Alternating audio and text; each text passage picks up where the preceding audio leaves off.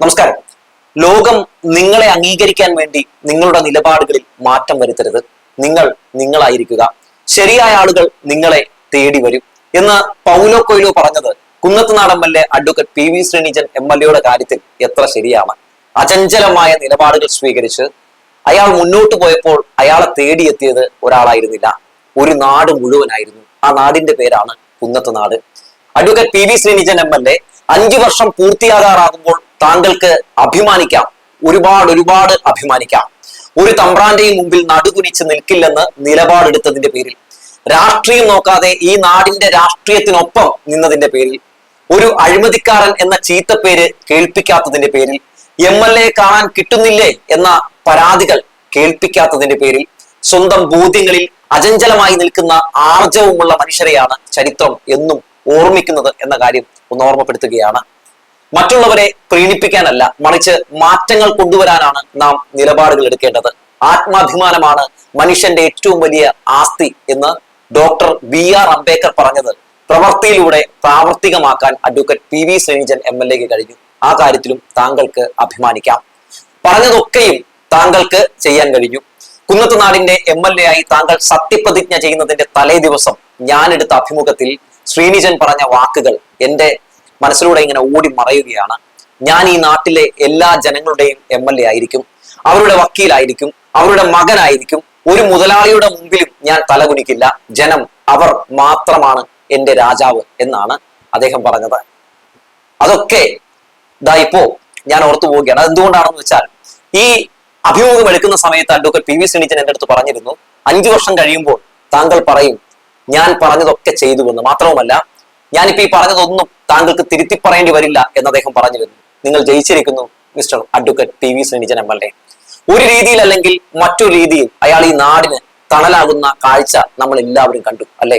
വലിയ പ്രതിസന്ധികൾക്കിടയിലും കോർപ്പറേറ്റ് മുതലാളിയുടെ അധിക്ഷേപങ്ങൾക്കും ബഹിഷ്കരണങ്ങൾക്കും മാധ്യമ കൊട്ടേഷനുകൾക്കും നടുവിലും ശ്രീനിജൻ എം.എൽ.എ പറഞ്ഞതൊക്കെ പ്രാവർത്തികമാക്കുന്നത് വിസ്മയത്തോടെയാണ് ഒരു മാധ്യമ പ്രവർത്തകൻ എന്ന നിലയിൽ ഞാൻ നോക്കിക്കണ്ടത്. കാരണം ഒരു ഭാഗത്ത് ഇദ്ദേഹം എം.എൽ.എ ആയിട്ട് വരുമ്പോൾ വികസന മുരടിപ്പ്, മറ്റൊരു ഭാഗത്ത് ഒരു കോർപ്പറേറ്റ് മുതലാളി, 2020 എന്ന് പറയുന്ന ഒരു കോർപ്പറേറ്റ് പ്രസ്ഥാനത്തിന്റെ അധ്യക്ഷനായിട്ടുള്ള സാബു എം ജേക്കബിന്റെ വലിയ രീതിയിലുള്ള ബഹിഷ്കരണങ്ങൾ, അധിക്ഷേപങ്ങൾ, അതൊക്കെ ഒരു ഭാഗത്ത്.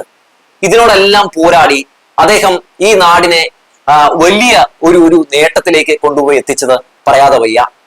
അതായത് വികസന മുരടിപ്പിൽ നിന്ന് ഈ മണ്ഡലത്തെ വികസനത്തിലേക്ക് Kunnathunad MLA advocate P V Sreenijan എത്തിച്ചപ്പോൾ കോർപ്പറേറ്റ് ഭരണത്തെ തകർത്തെറിഞ്ഞു.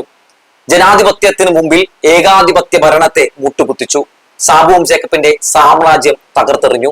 സാബു എം ജേക്കബിന്റെ കമ്പനി ഇരിക്കുന്ന വാർഡടക്കം കഴിഞ്ഞ തദ്ദേശ തെരഞ്ഞെടുപ്പിൽ സാബുവിന്റെ കയ്യിൽ നിന്ന് പോകുന്ന കാഴ്ച നമ്മൾ കണ്ടു.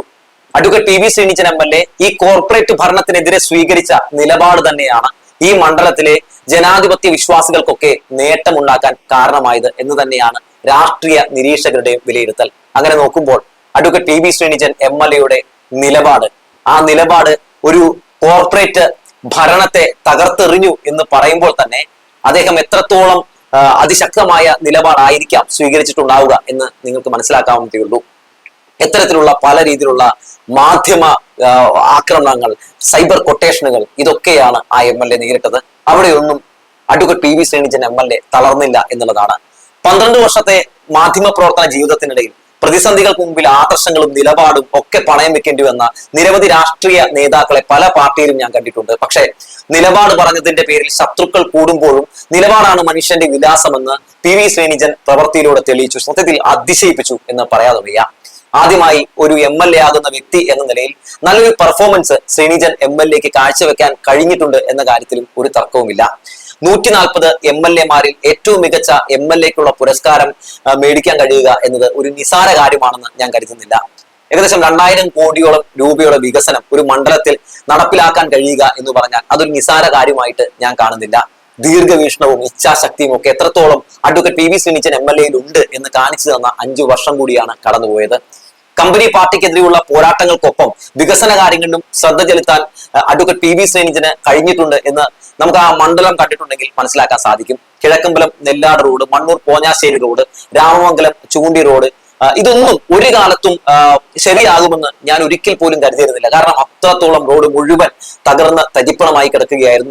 നിരവധി നിയമ കുരുക്കുകളിൽ പെട്ട് കിടക്കുകയായിരുന്നു. ഈ കുരുക്കുകളെല്ലാം അഡ്വക്കേറ്റ് പി ശ്രീനിജൻ MLA അഴിച്ച് നിരവധി ആ റോഡുമായി ബന്ധപ്പെട്ട് വിമർശനങ്ങൾ ഉയർന്നു വരുമ്പോഴും എല്ലാം ശരിയാക്കുമെന്ന് പറഞ്ഞിട്ടുണ്ടെങ്കിൽ ശരിയാക്കും എന്ന് പറഞ്ഞ അദ്ദേഹം ശരിയാക്കി കാണിച്ചു കൊടുത്തു എന്നുള്ളതാണ്. വിമർശകരെ കൊണ്ട് കൈയടിപ്പിച്ചു എന്നുള്ളതാണ്.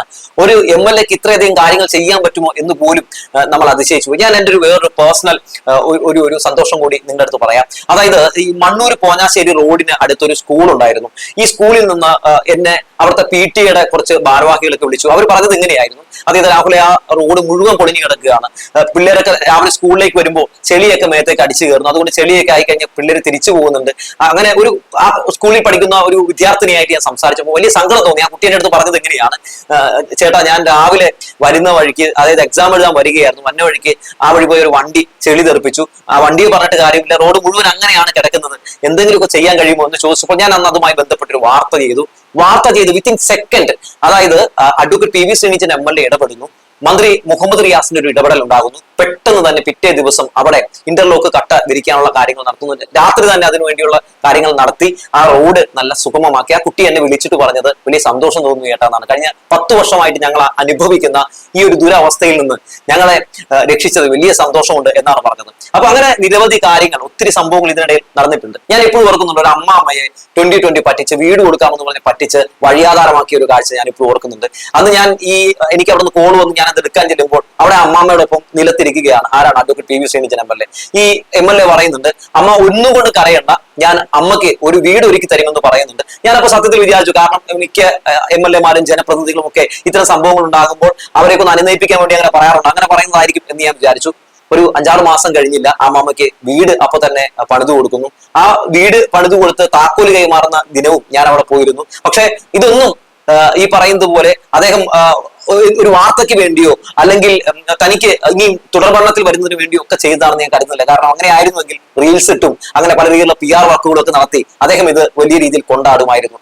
അപ്പോ MLA എന്ന നിലയിൽ അതെന്റെ ചുമതലയാണ് എന്നാണ് അന്ന് പോലും അഡ്വക്കേറ്റ് പി ശ്രീനിജൻ MLA എന്നോട് പറഞ്ഞത് കേട്ടോ. അത് മാത്രവുമല്ല, പട്ടയത്തിന് വേണ്ടി സമരം നടത്തുന്നവർക്ക് മുന്നിലും ജനാധിപത്യത്തിന് വേണ്ടി സമരം ചെയ്യുന്നവർക്ക് മുമ്പിലും നമ്മൾ അഡ്വക്കേറ്റ് പി ശ്രീനിജൻ MLA കണ്ടു. കഴിഞ്ഞ 5 വർഷവും അയാൾ ഇവിടെ തന്നെ ഉണ്ടായിരുന്നു എന്ന് തന്നെയാണ് ഏറ്റവും സന്തോഷകരമായിട്ടുള്ള കാര്യം. പലപ്പോഴും പല MLA-മാരെയൊക്കെ പറ്റി നമ്മൾ കേൾക്കാറുള്ളത് MLA ജയിച്ചു കഴിഞ്ഞാൽ കാണാൻ കിട്ടാറില്ല എന്നുള്ളതാണ്. പക്ഷേ ഈ MLA തട്ടിയിട്ട് നടക്കാൻ പോലും കഴിയുന്നില്ല എന്നാണ് രാഷ്ട്രീയ എതിരാളികൾ പോലും പറയുന്നത് എന്നത് വലിയ കേൾക്കുമ്പോൾ തന്നെ വലിയൊരു സന്തോഷമാണ്. മാത്രവുമല്ല, അഡ്വക്കേറ്റ് പി ശ്രീനിജൻ MLA ഈ നാട്ടിൽ എല്ലാ വിഭാഗങ്ങളുടെയും MLA ആയി മാറി. എല്ലാ വിഭാഗങ്ങൾക്കും വേണ്ടതൊക്കെ ചെയ്തു കൊടുത്തും എല്ലാവർക്കൊപ്പം ഒരുമിച്ച് നടന്നുമൊക്കെ അദ്ദേഹം ഒരു MLA എന്ന് പറഞ്ഞിട്ടുണ്ടെങ്കിൽ ഒരു വലിയ സംഭവമൊന്നുമല്ല. പക്ഷെ ഞാൻ ഒരുപാട് കാര്യങ്ങൾ ചെയ്യാൻ നിങ്ങൾ നിയോഗിച്ച ഒരാളാണ് എന്ന് അദ്ദേഹം കാണിച്ചു കൊടുത്തു. ജനങ്ങൾ ഗാലറിയിൽ ഇരുന്ന് കളി കാണേണ്ടവർ മാത്രമല്ല എന്ന് ഉത്തമ ബോധ്യമുള്ള ഒരു ജനപ്രതിനിധിക്ക് മാത്രമേ ഇങ്ങനെ ചെയ്യാൻ കഴിയുകയുള്ളൂ. നിയമസഭാ സാമാജികൻ എന്ന നിലയിൽ ഈ നാടിന്റെ എല്ലാ പ്രശ്നങ്ങളും സഭയിൽ ഉന്നയിക്കാനും അതെല്ലാം ചൂണ്ടിക്കാണിച്ച് ഈ നാടിന് വേണ്ടതൊക്കെ മേടിച്ചു തരാനും അദ്ദേഹത്തിന് കഴിഞ്ഞു. മാത്രവുമല്ല, ഈ നാടിനെ സംബന്ധിക്കുന്ന, ഈ രാജ്യത്തെ സംബന്ധിക്കുന്ന വിഷയങ്ങളിലൊക്കെ അദ്ദേഹം തന്റേതായിട്ടുള്ള പ്രതികരണങ്ങൾ അദ്ദേഹം രേഖപ്പെടുത്തി. പൗരത്വ ഭേദഗതി നിയമം അടക്കമുള്ള വിഷയങ്ങളിലൊക്കെ ശക്തമായ നിലപാട് അദ്ദേഹം സ്വീകരിച്ചു. എബ്രഹാം ലിങ്കൻ പറഞ്ഞത് എത്രയോ ശരിയാണ്. ഒരു മനുഷ്യന്റെ വിശ്വാസ്യത എന്നത് അവൻ നൽകുന്ന വാഗ്ദാനങ്ങളിലല്ല, മറിച്ച് അവൻ അതെങ്ങനെ പാലിക്കുന്നു എന്നതിലാണ് എന്ന് ഓർമ്മപ്പെടുത്തിക്കൊണ്ട് നിർത്തുകയാണ്.